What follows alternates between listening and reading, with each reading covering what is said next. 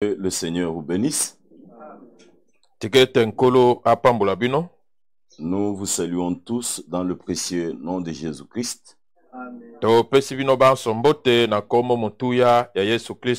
Et nous saluons plus particulièrement tous nos frères et toutes nos sœurs qui nous écouteront en ligne.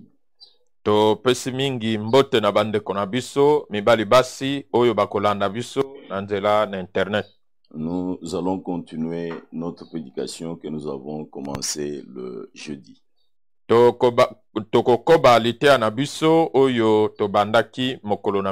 Nous étions en train de parler de l'influence. Comment tout avait commencé au jardin d'Éden. Le diable avait influencé la femme de l'homme.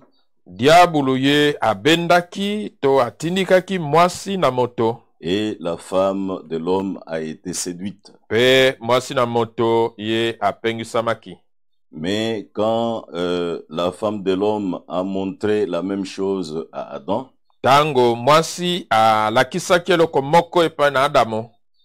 Adam a été tout simplement induit en erreur par sa femme. Et il avait obéi à la voix de sa femme. Cette désobéissance à la parole de Dieu, c'est ce qui nous a amenés dans le péché. Comme nous le disions l'autre jour, ce n'était pas la maladie qui a commencé avant, mais c'était le péché qui a commencé avant. Et c'est pour cette raison notre Dieu, qui a toujours aimé ses fils et ses filles, lui-même avait déjà promis que la postérité de la femme écrasera la tête du serpent. Et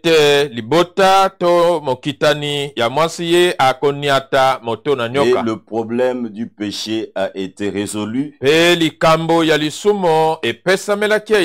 Le problème de la maladie a été résolu. Mais nous voulons rappeler quelque chose. C'est que nous avions montré l'autre fois. Nous avons vu que Dieu est totalement saint. Et dans sa présence, les séraphins qui avaient 6 ailes, 2 ailes pour se couvrir la face, ils n'étaient pas des pécheurs. C'est cela que nous voulons montrer. Ils n'étaient pas des pécheurs. Mais ils avaient 2 ailes pour se couvrir la face devant notre Dieu.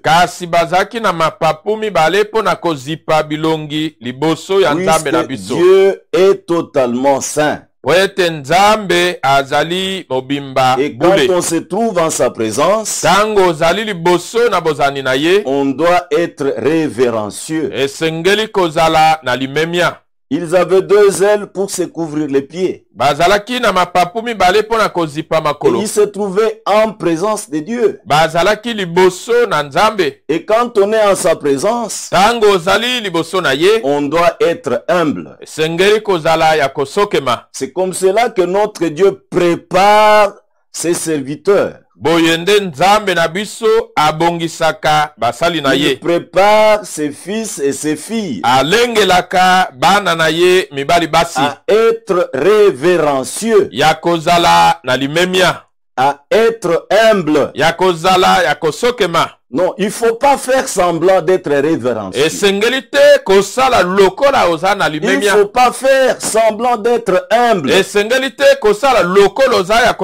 Non, Dieu regarde le cœur de chacun. Celui qui a de la révérence Dieu voit réellement son cœur. Celui qui est réellement humble, Dieu voit réellement son cœur. Ce sont ceux-là que Dieu a préparés à être révérencieux, à être humble. Il les met alors en action pour qu'ils puissent travailler pour lui. C'est ce que nous avons essayé de montrer. Que les séraphins n'étaient pas des pécheurs, mais ils étaient révérenciés en présence de Dieu. Ils étaient humbles en présence de Dieu. Et ils entraient en action. Et c'est ce que notre Dieu désire pour chaque fils et chaque fille.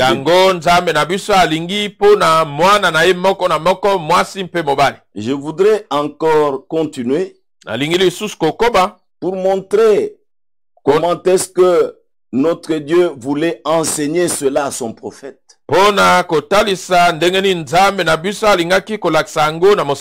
Cette influence que Dieu a montrée à son prophète,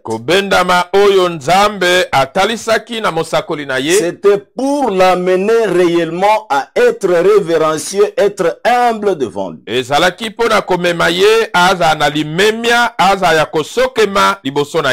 Et ça représente quelque chose. Puisque notre Dieu étant saint, il nous a ouvert un chemin de la sainteté.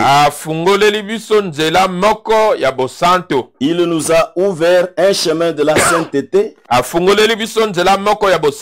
Et c'est ce que je voudrais vous lire dans la Bible.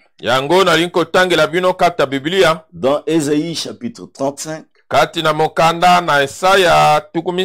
Nous lisons au verset 8.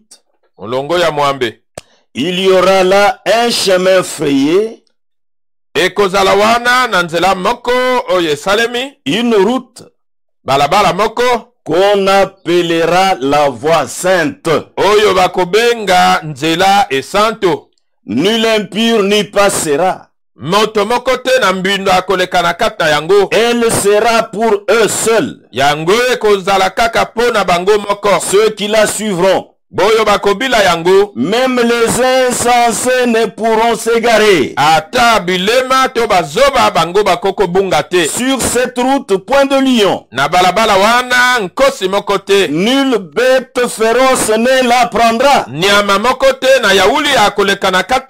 Nul ne s'y rencontrera. Les délivrés y marcheront. Les rachetés de l'Éternel retourneront. Ils iront à Sion avec chant de triomphe. Et une joie éternelle couronnera leur terre. L'allégresse et la joie s'approcheront. La douleur et les gémissements s'enfuiront. Voilà ce que notre Dieu nous a offert à Golgotha. Il nous a offert une chose merveilleuse que le monde ne peut pas nous donner. Les hommes de science sont en train de s'embrouiller. Les scientifiques sont vraiment dans l'angoisse. Le monde entier se trouve dans l'angoisse. Ils sont en train de s'agiter. Les gouvernements s'agitent. Vous voyez toutes les mesures qu'ils sont en train de prendre. Oui, parce qu'ils sont incrédules à la parole de Dieu. Mais Dieu a un peuple. Dieu a une église qu'il s'occupe de lui-même. Il a un travail qu'il a déjà accompli. C'est pourquoi nous étions en train de montrer à Golgotha le sang qui était sorti. C'était le sang de Dieu lui-même. Le sang qui était sorti de veine d'Emmanuel. Oui, c'est ce sang-là qui ôte tous nos péchés. C'est ce sang-là qui nous purifie de tous nos péchés. Et lorsqu'il a été meurtri, c'était pour que nous puissions recevoir la guérison. Mes bien-aimés frères et sœurs, je voudrais encore lire une autre écriture pour continuer à montrer que la voie que le Seigneur a pu ouvrir, c'est une voie de la sainteté. Et il veut que nous puissions y marcher. Et il nous offre cette possibilité de pouvoir recourir à l'œuvre qu'il a accomplie sur le bois du Calvaire. Voici pourquoi nous parlons de Golgotha. Voici pourquoi nous parlons du Calvaire. Il y a quelque chose que Dieu a accompli, qu'aucun homme ne pouvait pas accomplir. Même les gens qui sont riches dans ce monde, regardez comment ils sont en train de s'agiter. Regardez comment ils sont troublés. Mais notre Dieu, connaissant que nous aussi nous allions vivre dans ce monde, il nous a offert cette possibilité de pouvoir accéder à cette purification de nos cœurs, à cette purification de nos âmes. Nous lisons encore dans Hébreux chapitre 10. Nous lisons à partir du verset 19. Ainsi donc, frères, puisque nous avons au moyen du sang de Jésus une libre entrée dans le sanctuaire.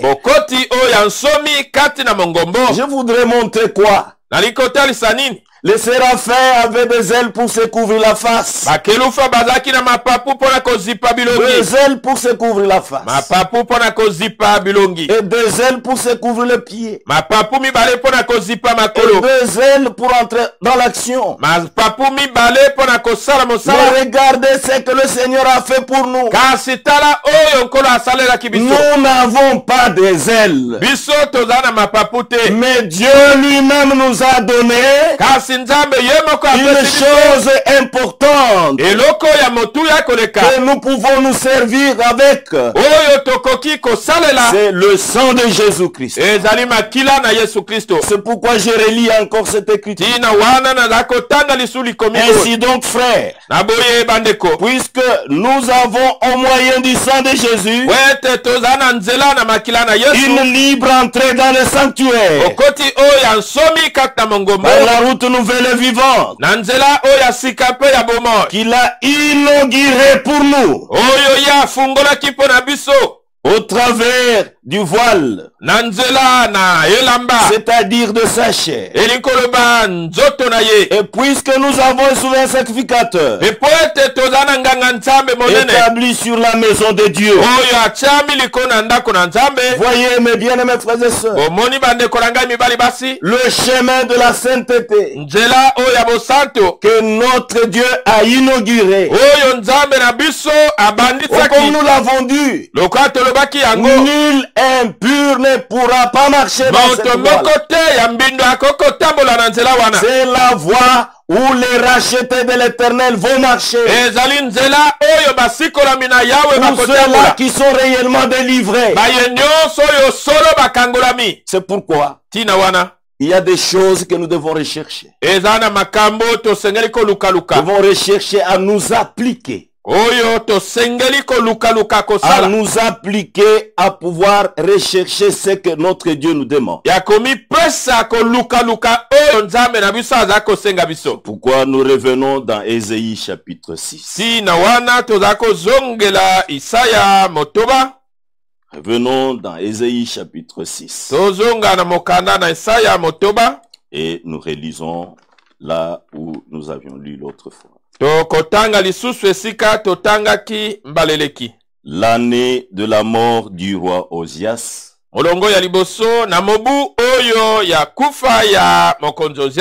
J'ai vu le Seigneur assis sur un trône très élevé.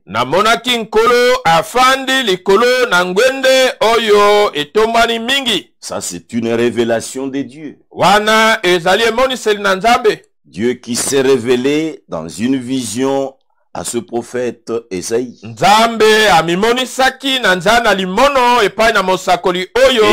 lorsque il s'est révélé de cette manière, le prophète a vu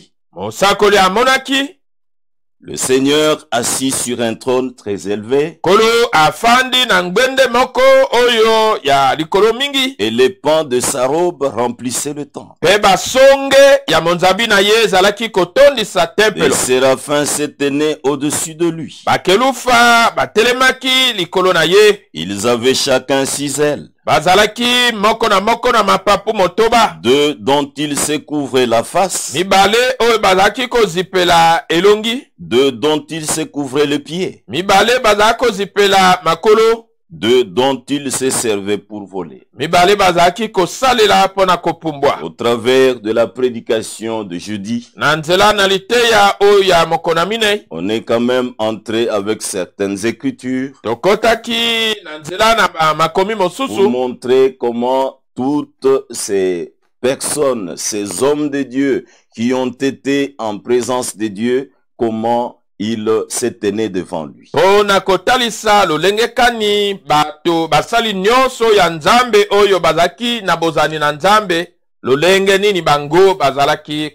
Au verset 3, nous lisons: ils criaient l'un à l'autre et disaient: Saint, Saint, Saint est l'Éternel des armées. Toute la terre est pleine de sa gloire. Les portes furent ébranlées dans leur fondement par la voix qui retentissait.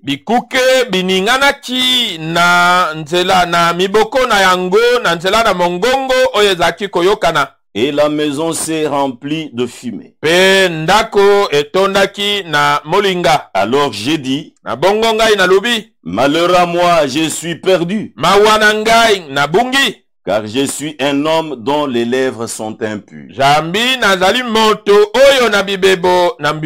Et j'habite au milieu d'un peuple dont les lèvres sont impures.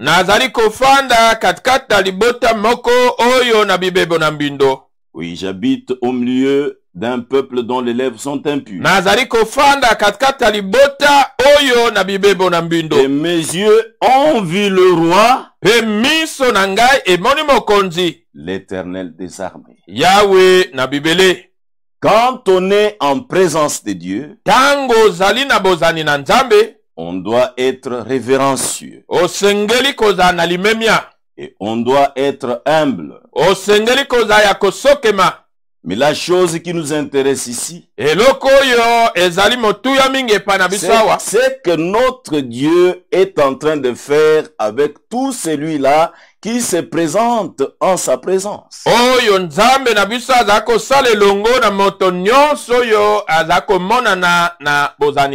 Dieu connaît la situation de chacun de nous.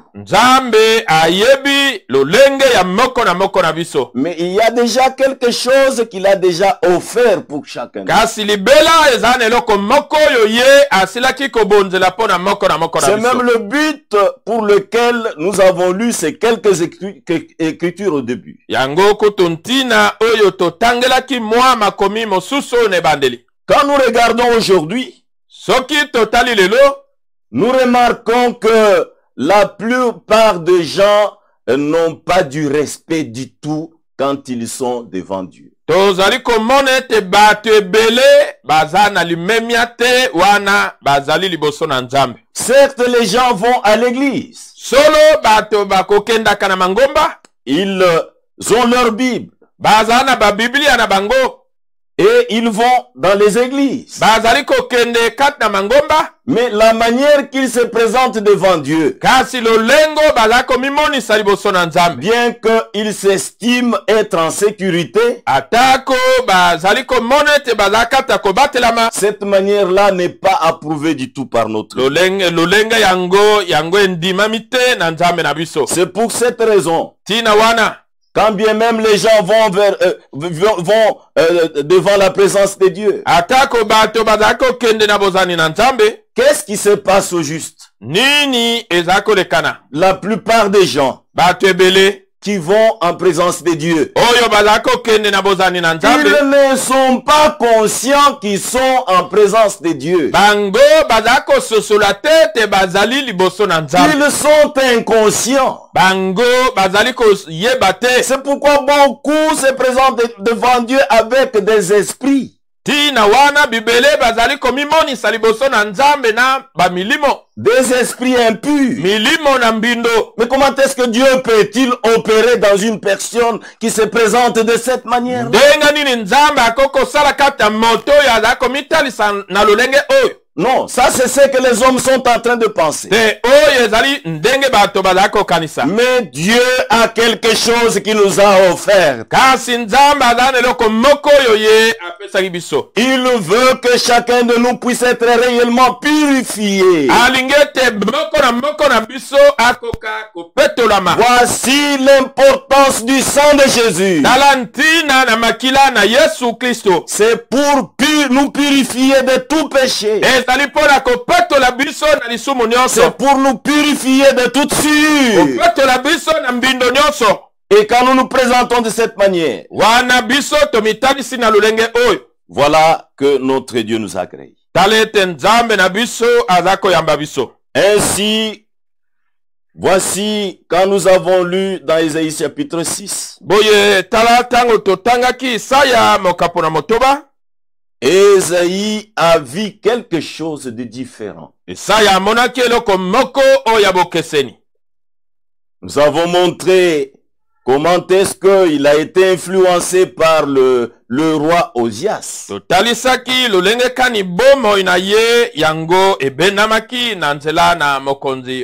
Mais à la fin de la vue de cet homme, Esaïe était déçu. Kasi na suka ya bomo ya mokonzi oyo Isaya ayoksamaki soni. Et pendant qu'il était en train de prier, wana ya zaki kobondela, Dieu lui a montré une vision.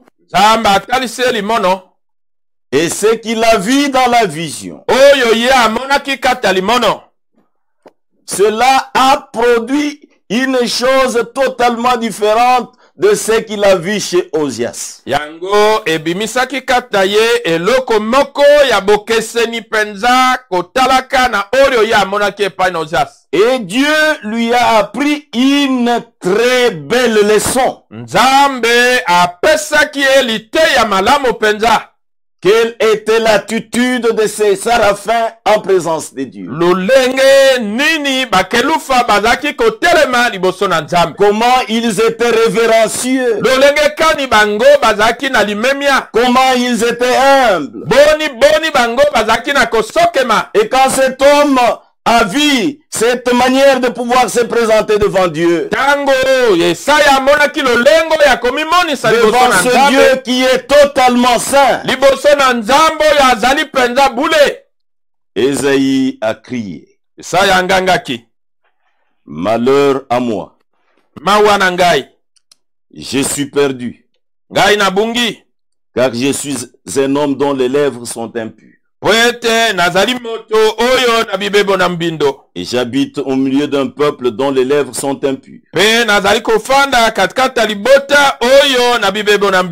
Et mes yeux ont vu le roi,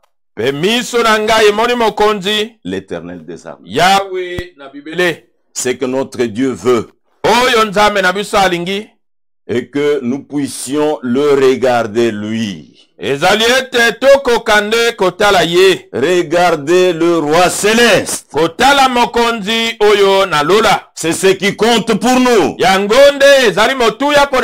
Non, nous ne pouvons pas perdre notre temps à regarder ce que les rois de cette terre font.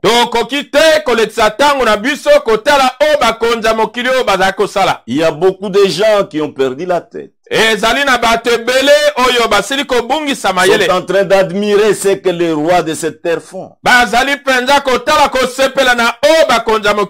nous devons regarder au roi céleste. C'est lui qui a des solutions pour le problème de nos péchés. C'est lui qui a des solutions pour le problème de nos maladies. Il a réellement donné solution au problème du péché. Même si nos péchés sont rouges comme le cramoisi, au travers du sang de Jésus-Christ, qui ôte tous les péchés, nous devenons blancs plus que la neige. Et c'est dans ces conditions-là maintenant que le Seigneur nous permet de pouvoir entrer dans l'action. Oui, je voudrais déjà montrer quelques exemples de quelques personnes qui sont entrées dans l'action.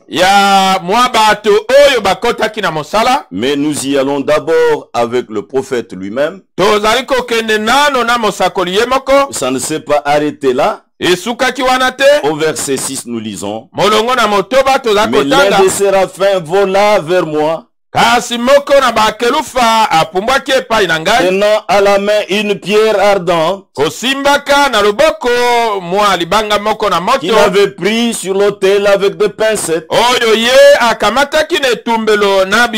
Il en toucha ma bouche et dit: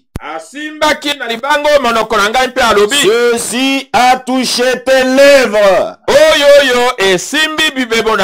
Ton iniquité est enlevée. Et ton péché est expié. Bien-aimé, quelle assurance le Seigneur nous donne. Au lieu d'avoir un substitut. Non, le substitut, ça ne nous intéresse pas. Non, au lieu d'avoir un substitut, nous avons besoin d'avoir ce que notre Dieu nous a donné. Et qu'est-ce qui s'est passé? Cette pierre ardente a touché sa bouche. Ça a touché ses lèvres. Son iniquité était enlevée. Et son péché est expié. C'est vrai. Nous devons le croire du fond de nos cœurs. Le sang de Jésus-Christ ôte tous nos péchés. Oui, il a expié tous nos péchés à partir de son sang. Ça, c'est une vérité absolue de la Bible. Croyez cela, mes bien-aimés frères. Et vous marcherez dans cette voie de la sainteté. J'entendis la voix du Seigneur disant: qui enverrai-je et qui marchera pour nous?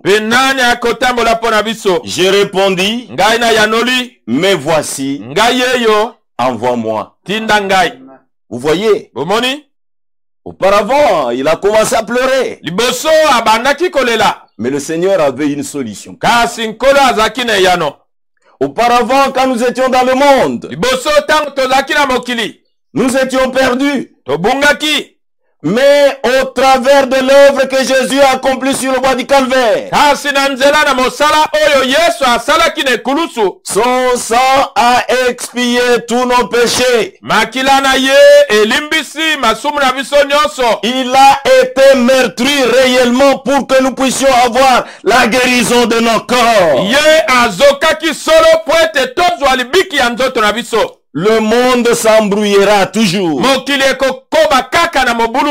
Les maladies seront toujours là.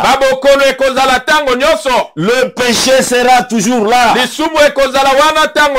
il y a une solution que le Seigneur a déjà trouvée pour ses propres fils et ses propres filles. Ceux-là qui sont révérencieux devant lui.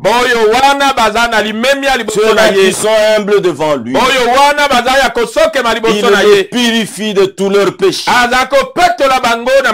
il les guérit de toutes leurs maladies. Devant notre Dieu, il n'y a pas une maladie incurable. Regardez ce que notre Dieu fait pour ses fils et ses filles. Il est un Dieu vraiment qui nous aime. Et il est en train de préparer chacun de nous. Comme il avait préparé son serviteur Esaïe. C'est ce qu'il est en train de faire avec chaque fils et chaque fille de Dieu. Il nous prépare réellement à ce que chacun puisse entrer dans cette voie de la sainteté. Nous le disons toujours. Quand le Seigneur sauve, il le sauve pour toujours. Et nous sommes certains que la voie qu'il a inaugurée, c'est une voie sainte. Et ce sont ceux-là qui sont délivrés qui marcheront réellement dans cette voie. Maintenant, mes frères et mes sœurs, l'exemple que nous avons parlé d'Ésaïe nous amène dans un autre exemple que nous allons voir dans Actes chapitre 1.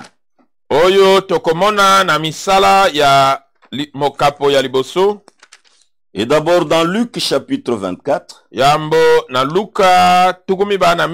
je voudrais lire quelque chose. Luc chapitre 24. Voici ce que la parole de Dieu dit. Nous lisons à partir du verset 47.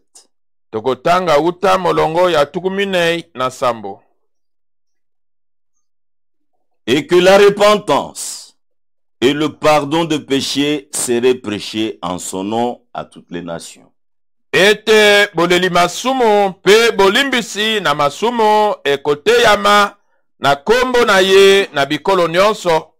Le travail que le Seigneur a déjà fait sur le bois du Calvaire, c'est un travail qu'il a déjà achevé.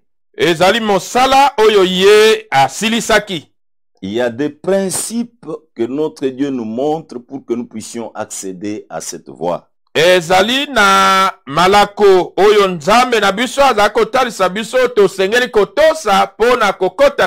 Sans la repentance, tu ne peux pas obtenir le pardon de tes péchés.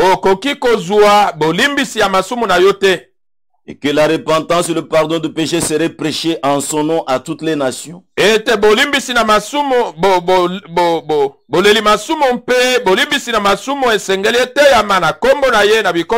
À commencer par Jérusalem.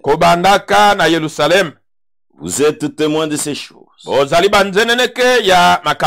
Et voici j'enverrai sur vous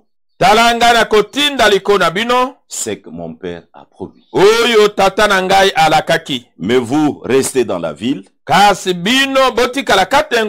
jusqu'à ce que vous soyez revêtus de la puissance d'en haut. Et dans Actes chapitre 1, na misala mokapo na liboso. Nous voyons ce que le Seigneur est en train de donner comme instruction à ses disciples. Tozali komona oyo nkolo apesaki lokola malako epai na bayekoli na ye. Les écritures que je suis en train de lire maintenant, makomi oyo nazali kotanga sikoyo, ce sont des écritures qui nous montrent ce que le Seigneur a donné comme instruction après sa résurrection. Ezali makomi oyo ezali kotalisa biso malako oyo nkolo apesaki sima na lisekwa na ye. Dans Actes chapitre 1, misala ya liboso, nous lisons à partir du premier verset. Tozali kotanga uta molongo ya liboso. Théophile, j'ai parlé dans mon premier livre de tout ce que Jésus a commencé de faire et d'enseigner dès le commencement. Théophile, ngai na lobaki kati na buku na ngai ya liboso nyonso yo Yesu abandaki kosala mpe kolakisa uta na bandeli, jusqu'au jour où il fut enlevé au ciel. Kino na mokolo oyo ye anetolamaki na lola. Après avoir donné ses ordres. Sima na ye kopesa malako na ye. Je reprends.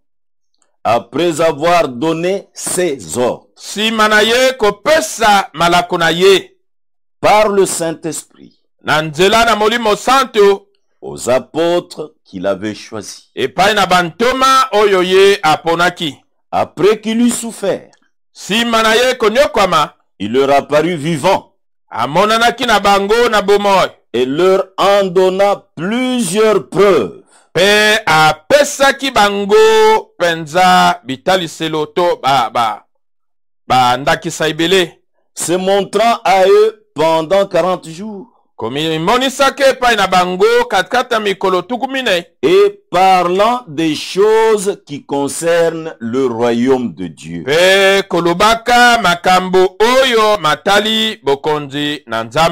Comme il se trouvait avec eux, il leur recommanda de ne pas s'éloigner de Jérusalem. Saisissez bien ce que nous lisons. Comme il se trouvait avec eux, il leur recommanda de ne pas s'éloigner de Jérusalem. Il y avait une raison. Puisque c'était seulement à Jérusalem que le Saint-Esprit devait descendre sur chacun d'eux. C'est pourquoi il ne fallait pas qu'ils puissent quitter Jérusalem. Il ne fallait pas qu'ils puissent s'éloigner de Jérusalem. Bien-aimés frères et sœurs, en ce qui nous concerne, le Seigneur nous exige une chose. De ne pas s'éloigner de sa parole. De ne pas aller loin de ce qui est écrit. De rester seulement attaché à la parole de Dieu. Voici les exigences que notre Dieu nous donne. Oui, c'est ce qu'il était en train de dire à ses disciples. Et après avoir dit cela, mais d'attendre ce que le Père a promis. Le Père avait promis quelque chose. Et le Seigneur reprenait cela pour montrer à ses disciples que ce que le Père a promis, chacun de vous doit bénéficier cela. Ce que je vous ai annoncé, leur dit-il, car Jean a baptisé d'eau. Mais vous, dans peu de jours, vous serez baptisés du Saint-Esprit. Voyez mes frères et mes sœurs, vous dans peu de jours, bino na mwa mikolo moke vous serez baptisés du Saint-Esprit. Boko batsama na molimo santo. Et si nous pouvons encore lire d'autres écritures, on est en train de parler là, baptisé du Saint-Esprit et du feu.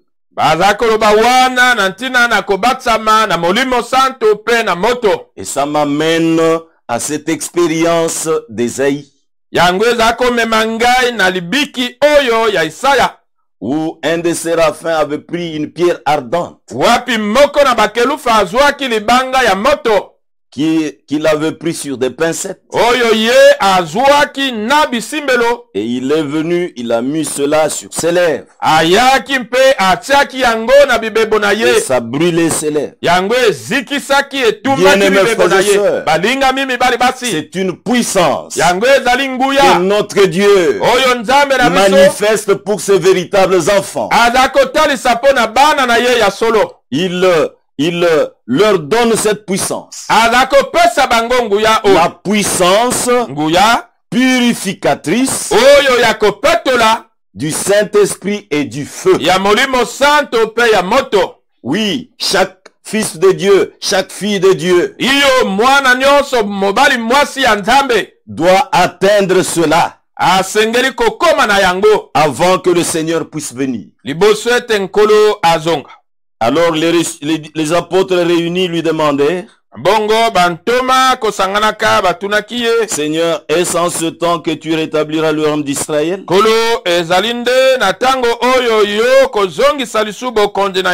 répondis, ce n'est pas à vous de connaître les temps ou les moments que le Père a fixé de sa propre autorité. Mais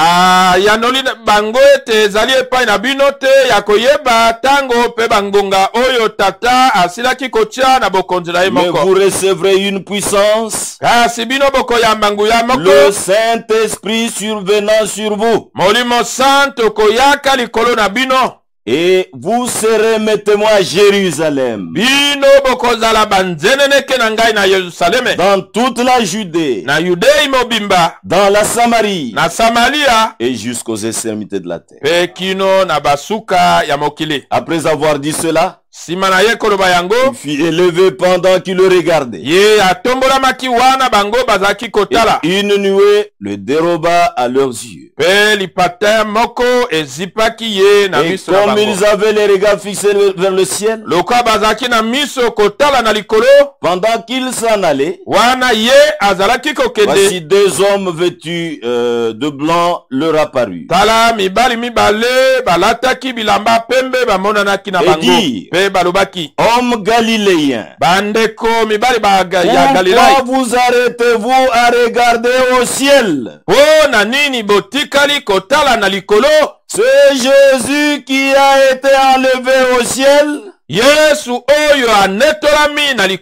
du milieu de vous, reviendra de la même manière que vous l'avez vu allant au ciel.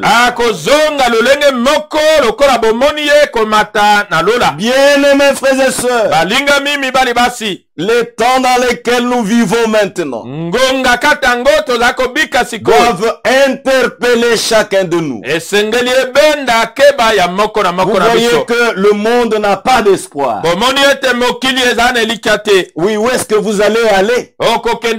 C'est dans quel pays? Toutes les frontières sont fermées. Et on ne donne même pas de visa. Mais nous avons de l'espoir. Notre espoir qui nous reste à nous en tant qu'épouse de Christ, c'est le retour de notre Seigneur Jésus. Il revient bientôt. Mais avant qu'il puisse revenir, il est en train de préparer chaque fils de Dieu et chaque fille de Dieu à recevoir son esprit en lui. Et il l'a fait avec ses disciples. C'est ce que nous lisons dans Actes chapitre 2. Le premier verset, nous lisons. Le jour de la Pentecôte, Ils étaient tous ensemble dans le même lieu. Et tout à coup, il vint du ciel un bruit comme celui d'un vent impétueux.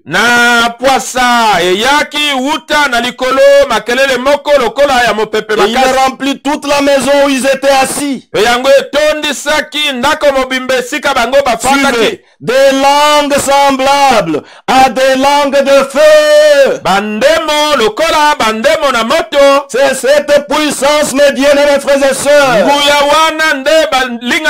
la puissance purificatrice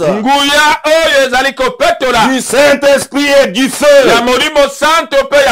Dieu a besoin que nos langues puissent être brûlées, que nous ne puissions pas parler comme le monde parle, que notre langage puisse être différent, puisque nos langues ont été brûlées. Il y a des gens qui parlent, qui ont fait ça comme un adage. Il y en a qui disent je suis un homme à la langue brûlée. Mais celui qui brûle réellement la langue, c'est notre Dieu au travers du Saint-Esprit. Oui, c'est cette puissance-là que chacun de nous doit expérimenter et se poser sur chacun d'eux. Et ils furent tous remplis du Saint-Esprit et se mirent à parler en d'autres langues selon que l'Esprit leur donnait de s'exprimer. Or il y avait en séjour à Jérusalem des Juifs, hommes pieux de toutes les nations qui sont sous le ciel.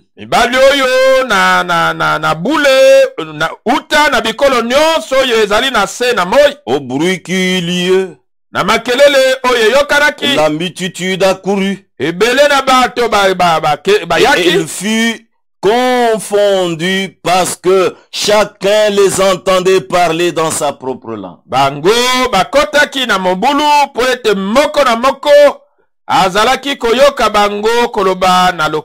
Ça, c'était un miracle que Dieu lui-même a pu produire. Pour que ces gens-là qui étaient des Galiléens, la parole qui devait sortir de la bouche de Pierre puisse être entendue par tout le monde.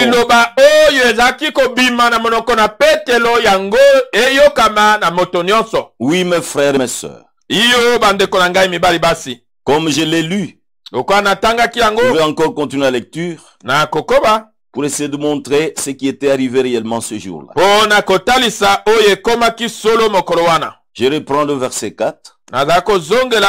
Ils furent tous remplis du Saint-Esprit et se mirent à parler en d'autres langues selon que l'Esprit leur donnait de s'exprimer. Or il y avait en séjour à Jérusalem des Juifs, hommes de toutes les nations qui sont sous le ciel. Au bruit qui eut lieu, la multitude accourut et fut confondue parce que chacun les entendait parler dans sa propre langue.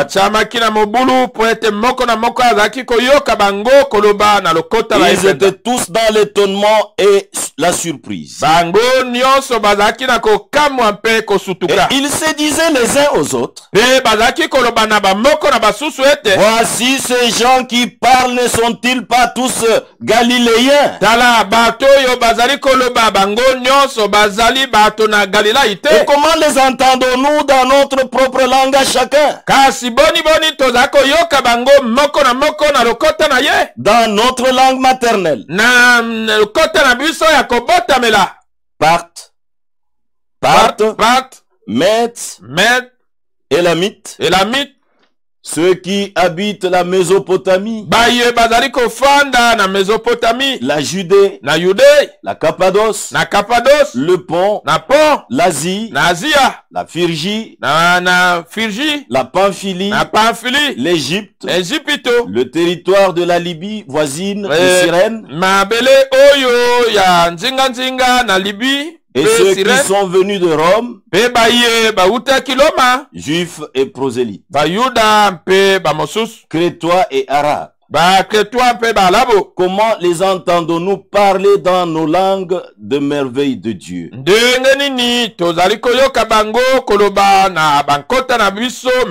Ils étaient tous dans l'étonnement. Et ne sachant que penser, ils se disaient les uns aux autres, que veut dire ceci? Mais d'autres se moquaient et disaient, ils sont pleins de vin doux. Alors Pierre, se présentant avec les 11, éleva la voix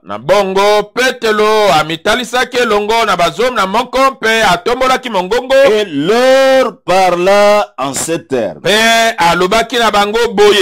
Hommes juifs, et vous tous qui séjournez à Jérusalem, sachez ceci et prêtez l'oreille à mes paroles. Ces gens ne sont pas ivres, comme vous le supposez, car c'est la 3e heure du jour. Et c'est ici ce qui a été dit par le prophète Joël. Oh, quelle révélation Pierre avait de pouvoir montrer ce qui s'accomplissait, ce qui était déjà annoncé par Joël.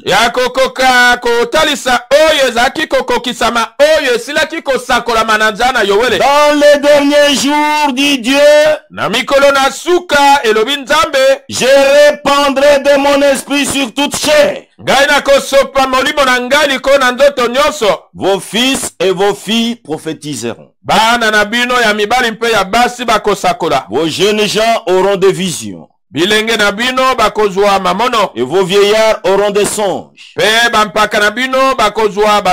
Oui, sur mes serviteurs et sur mes servants.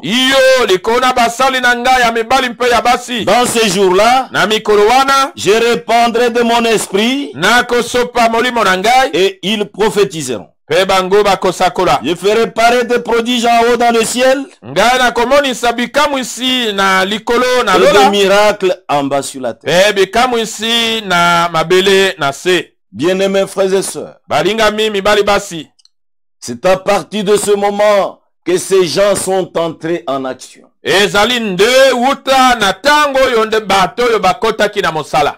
Le serviteur préparé par Dieu, les révérencieux, il est humble, et il entre réellement en action.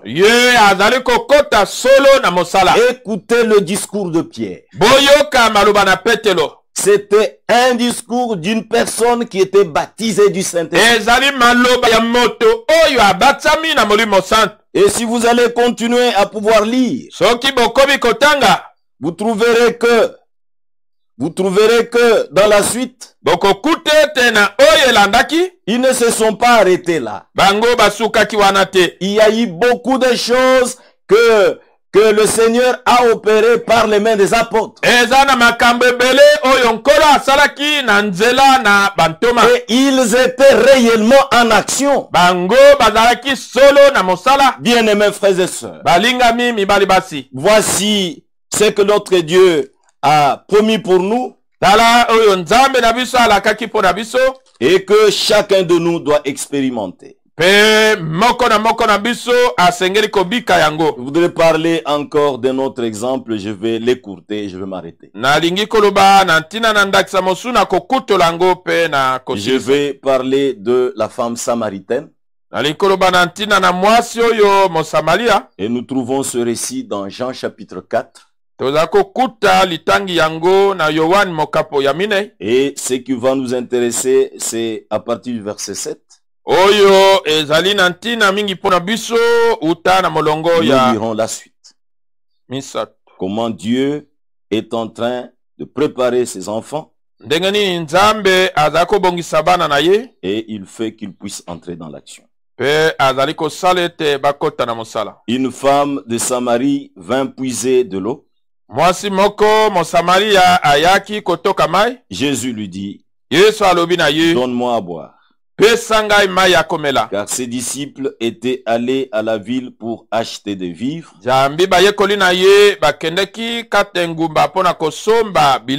La femme samaritaine lui dit, comment toi qui es juif, me demandes-tu à boire? À moi qui suis une femme samaritaine. Les Juifs, en effet, n'ont pas de relation avec les Samaritains. Jésus lui répondit. Et cette femme devait comprendre ce que le Seigneur est en train de lui dire. Si tu connaissais le don de Dieu, et qui est celui qui te dit, donne-moi à boire, tu lui aurais toi-même demandé à boire.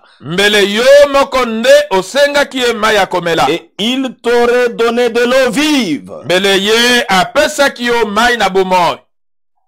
Seigneur, lui dit la femme,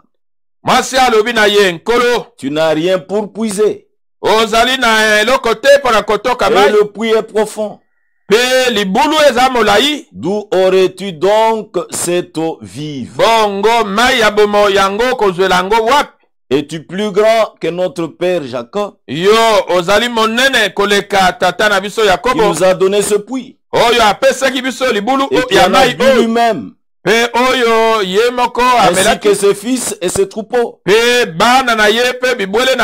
Voyez comment les gens viennent devant le Seigneur. Ils viennent devant le Seigneur avec des credos. Ils viennent devant le Seigneur avec des dogmes.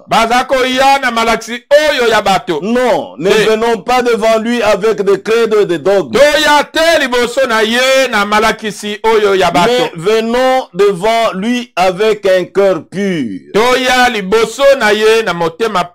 Et lui va nous donner une eau qui est vive.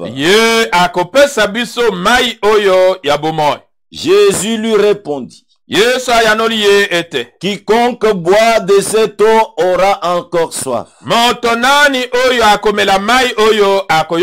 celui qui boira de l'eau que je lui donnerai n'aura jamais soif. Et l'eau que je lui donnerai deviendra en lui une source d'eau qui jaillira jusque dans la vie éternelle.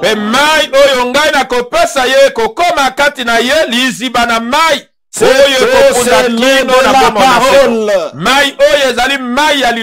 Bien-aimés frères et sœurs, non, nos opinions ne comptent pas sur la parole. Les interprétations sur la parole ne comptent pas. Nous avons besoin de la révélation de la parole. Nous avons besoin de boire de l'eau de la parole. La parole de Dieu qui est la vérité. C'est cette eau-là que nous avons besoin de boire. La femme lui dit, Seigneur, donne-moi cette eau, afin que je n'ai plus soif, et que je ne vienne plus puiser ici. Là, les choses changent. Le Seigneur lui dit, va, lui dit Jésus, appelle ton mari et viens ici. Le Seigneur a des mots justes. Il a des paroles vraies. Qui, quand un homme entend ces paroles vraies, ces paroles révélées, ça va toucher son cœur. Et ça va l'amener à pouvoir se repentir. Et le Seigneur lui a dit la vérité. Va. Va. Lui dit Jésus. Et appelle ton mari. Et viens ici. La femme répondit. Je n'ai point de mari. Jésus lui dit. Tu as eu raison de dire. Je n'ai point de mari. Car tu as eu 5 maris. Et celui que tu as maintenant n'est pas ton mari. En cela tu as dit vrai. Verset 19. Seigneur lui dit la femme. Je vois. Je vois. C'est la révélation. Et là, la révélation de la parole promise qui a été déjà annoncée et qu'elle a vue avec ses propres yeux. Je vois que tu es prophète. Nos pères ont adoré sur cette montagne. Vous, que le lieu où il faut adorer est à Jérusalem. Femme lui dit Jésus. Crois-moi. L'heure vient. Ce ne sera ni sur cette montagne, ni à Jérusalem, que vous adorerez le Père. Vous adorez ce que vous ne connaissez pas. Mais nous adorons ce que nous connaissons. Car le salut vient des Juifs. Mais l'heure vient. Et elle est déjà venue où les vrais adorateurs adoreront le Père en esprit et en vérité. Car ce sont là les adorateurs que le Père demande. Dieu est esprit. Il faut que ceux qui l'adorent l'adorent en esprit et en vérité. La femme lui dit, je sais que le Messie doit venir. Celui qu'on appelle Christ. Quand il sera venu, il nous annoncera toutes ces choses. Jésus lui dit, je le suis, moi qui te parle. Bien-aimés frères et sœurs, il y a une chose, entendre la parole. Mais cette parole que vous entendez, vous devez reconnaître que ce que vous entendez comme parole est la vérité. Et regardez ce qui s'est passé avec cette femme. Elle a reconnu le jour de sa visitation. C'est lui qui l'a visité. C'était le Messie promis. Et elle a cru cela. Et quand elle a cru, elle a laissé sa cruche. Elle est entrée dans l'action. Bien-aimés frères et sœurs, voici ce que je voulais vous montrer au travers de notre sermon que nous avons traité. Il y a un temps où nous venons devant notre Dieu. Nous n'avons pas des ailes pour nous couvrir notre face. Nous n'avons pas des ailes pour couvrir nos pieds. Mais il y a quelque chose que notre Dieu nous a donné. C'est le sang de Jésus-Christ. Il ôte tous nos péchés. Jésus, au travers de son sang, il a expié nos péchés. Et la suite qui vient, c'est quoi? Quand tu es purifié réellement, purifié dans ta conscience, purifié dans ton âme, Dieu va faire de manière à ce que tu puisses entrer dans l'action. Qui pouvait retenir cette femme? avec cette vérité qu'elle a reçue. Na solo oyo ya yambaki. Rien ne pouvait la retenir. Les gens pouvaient lui crier. Mais toi, tu es une prostituée. Toi, tu ne peux pas nous parler. Ta vie, c'est une vie impure. Mais elle avait rencontré celui qui était promis. Oyo alakamaki. Et elle avait reconnu ça. Asosolaki yango. La raison pour laquelle Tinawana. Elle a même laissé sa cruche. Atikaki atambeki. Elle était partie pour puiser de l'eau. Oyo amemaki pona elle a laissé sa cruche. Atikaki mbeki na ye. Et elle est entrée dans l'action. Akotaki na mosala. Pour commencer à crier. Pona kobanda konganga. Et parler aux gens. Du témoignage. Otatola. Qu'elle a vu avec ses yeux. Oyo ye. Voici un homme qui m'a dit tout ce que j'ai fait. Non, je n'ai jamais vu une personne comme celle-là. Mais mes yeux viennent de voir. Viennent de voir cette personne. C'est le Messie qui a été promis. C'était la même chose avec les disciples du Seigneur. Qui pouvait les empêcher de pouvoir parler de Christ. Non, il continuait. Il continue à parler de Christ. Puisqu'ils avaient expérimenté la promesse du Père. Mes frères et mes sœurs, ce que Dieu a promis, c'est la vérité. Les disciples du Seigneur l'ont expérimenté. Les gens qui se trouvaient à Samarie l'ont expérimenté. Chez Corneille, ils l'ont expérimenté. Paul l'a expérimenté. Au cours des âges, il y a des hommes et des femmes qui l'ont expérimenté. Et dans ce temps, Dieu a envoyé un message. Un message qui prépare l'épouse de Christ à pouvoir expérimenter le Saint-Esprit. C'est ceux-là qui auront expérimenté le Saint-Esprit. Cette puissance purificatrice du Saint-Esprit et du feu. Ce sont ces hommes et ces femmes qui vont expérimenter cela. Qui verront réellement le retour de Christ.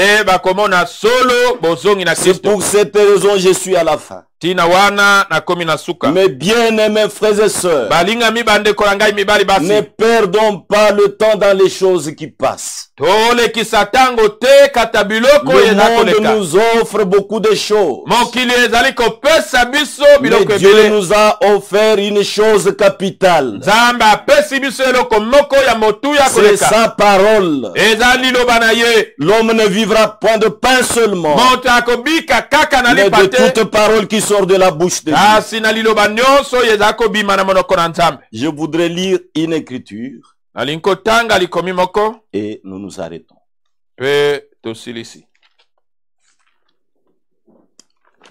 1 Pierre chapitre 4.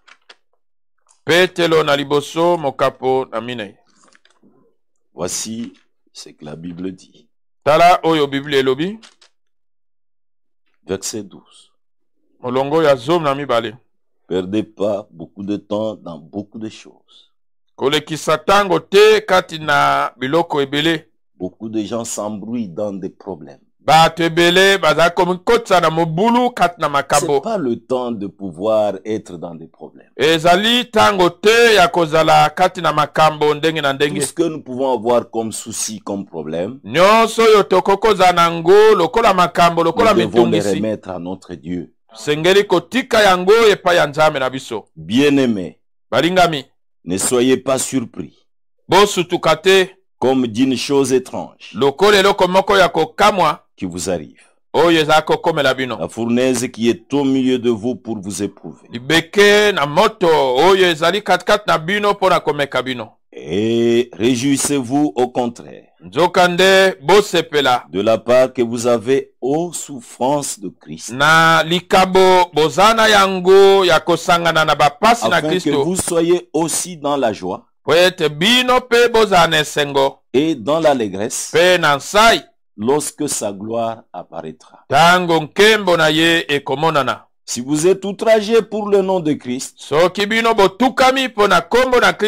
vous êtes heureux. Parce que l'Esprit de gloire, l'Esprit de Dieu repose sur vous. Que nul de vous en effet ne souffre comme meurtrier ou voleur ou malfaiteur ou comme s'ingérant dans les affaires d'autrui. Si quelqu'un souffre comme chrétien, qui n'en est point honte, et que plutôt il glorifie Dieu à cause de ce nom. Car c'est le moment où le jugement va commencer par la maison de Dieu. Or, si c'est par nous qu'il commence, et c'est à la fin de ceux qui n'obéissent pas à l'évangile de Dieu. Et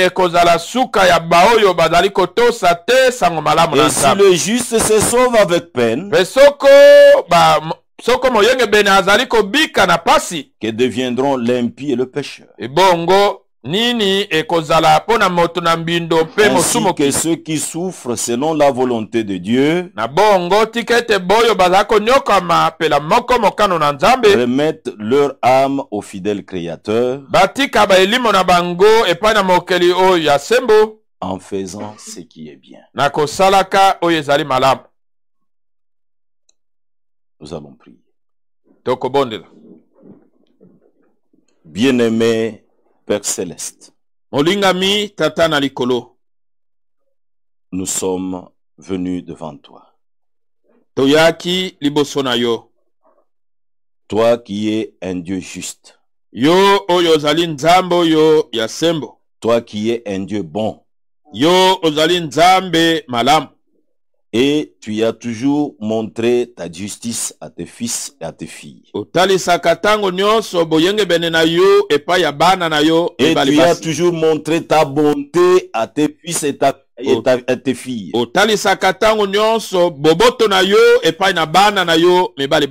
Nous te demandons encore une fois ce matin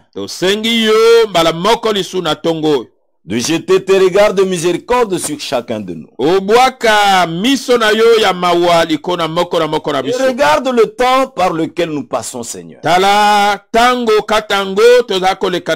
Oui, même si nous sommes dans des afflictions, nous continuons à te faire confiance. Mais nous savons que toi, tu es notre espoir. Tu es celui qui nous donne la patience. Et tu veux que chacun puisse se préparer. Tu nous as laissé ta parole de préparation. C'est pourquoi nous ne perdons pas courage. Nous venons auprès de toi, Seigneur, pour te demander miséricordieux Père. Et pendant tout ce temps où nous sommes en train de passer, que toi, celui qui pourvoit nos besoins, que tu puisses pourvoir à nos besoins. Oui, tu es un secours. Tu ne manques jamais dans la détresse. Quand tes fils et tes filles vont élever leur voix et que chacun te parle, toi du haut des cieux, que tu puisses répondre. Seigneur, nous t'appartenons en entier. Et nous voulons que tu nous aides, Seigneur.